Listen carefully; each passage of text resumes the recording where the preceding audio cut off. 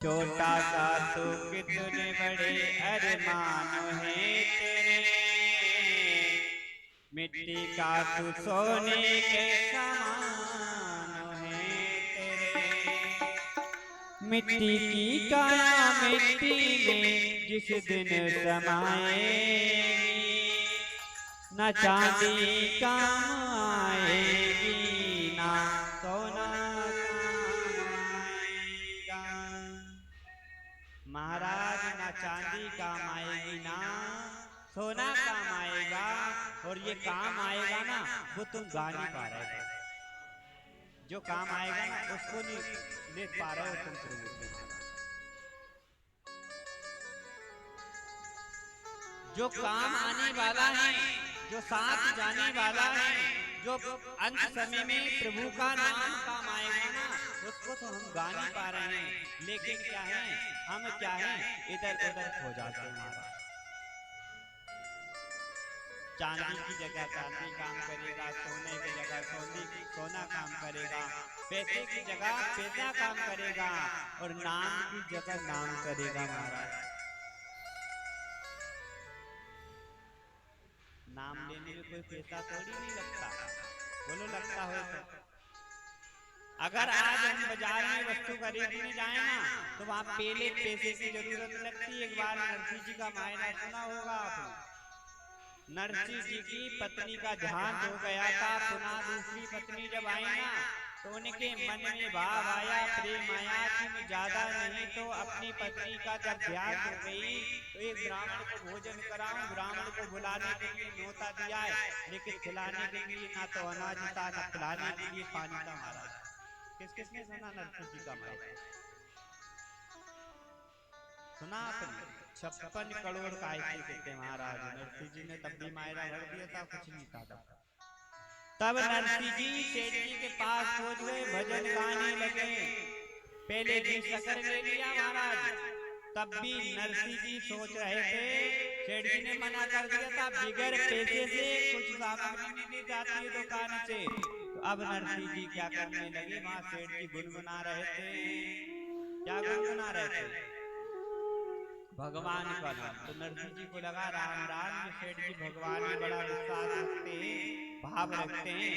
तो नरसिंह जी कहने लगे सेठ जी से कि सेठ जी मैं तुम्हें भले कुछ नहीं दे पाता हूँ लेकिन तुम्हें कुछ सुना सकता हूँ। तो नरसिंह जी ने जितने बोला तो सेठ जी ने कहा था क्या सुना सकते हो? कि मैं तुम्हें प्रभु का भजन सुना सकता हूँ, भगवान राम का भजन सुना सकता हूँ। तो नरसिंह जी ने स्वयं सेठ जी को भजन सुना कर घी शक्कर दिया, और उससे जब तक आए ना तब तक क्या हुआ भार लेकर, तब तक नरसिंह जी की यहाँ बालक का रूप बनाकर मेरे नारायण भगवान मेरे द्वारकाधीश आ गए, और वहां पूरा भोजन पालटी कर वहां पर भोजन होने के बाद चले गए। तो भगवान की ये लीला है, न जाने किस रूप में आ जाएं। अब जो ब्राह्मण देवता है वो भी चले गए। नरसिंह जी अपनी पत्नी से कहने लगे देवी वो ब्राह्मण देवता को कहाँ भगा दिया? तब नरसिंह जी की पत्नी कह रही है कि स्वामी यहाँ तो ब्राह्मण देवता नहीं, आस पास नगर वालों ने भी लाइन लगा ली थी भोजन के लिए, तब भी यहाँ सारा भोजन हो गया। तो नरसिंह जी को विश्वास नहीं था महाराज। तब क्या हुआ, वहां पत्नी से कहने लगे तुम्हारा कर्जदार आदमी आया था, कर्जा देकर गया, कर्जा चुका कर गया। तब नरसिंह जी गाने लगे, कहने लगे मेरो ठाकुर एक भरोसो, ठाकुर एक भरोसो, मेरो ठाकुर एक भरोसो। केवल भरोसा उस पर बना लो ना तो परमात्मा न जाने किस रूप में आ जाएगा। बेटा हूँ तेरी पंगत में, सुख दुख कुछ भी परोसो। बस परमात्मा की शरण में जाकर बैठ जाओ और कह देना परमात्मा मैं तेरे चरणों में आ गया हूँ, बस अब तुझे सुनना है कि मुझे बिताना है, कहाँ मुझे भेजना है, ये तुम पर निर्भर है महाराज। केवल केवल विश्वास और भाव होना चाहिए महाराज। विश्वास है तो परमात्मा है, और विश्वास नहीं है ना तो परमात्मा नहीं है महाराज।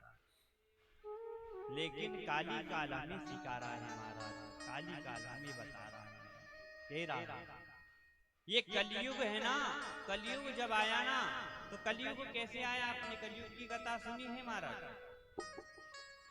बोलो, कलयुग को सुना है हमने? किस किसने सुना कलयुग? अभी आप कहाँ बैठे हो महाराज? देखो, आप बोलोगे ना तब हमें कुछ और आनंद आएगा कथा कहने में। जो भी आदमी होगा ना वो भी याद आ जाएगा तुम्हारी शकल सूरत देखकर। लेकिन तुम ऐसे मत बैठो कोई पकड़ के लाए हो गुरु जी जबरदस्ती। बोलो राधे।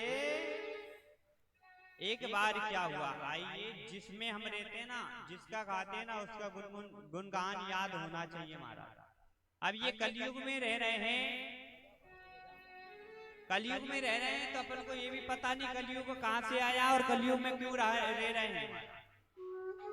क्योंकि आज जब तुम्हें पता होगा ना, जब तुम अपने पुत्रों को बताएंगे, क्योंकि तुम्हें ही पता नहीं है तो वो पुत्रों को क्या सीख देंगे महाराज।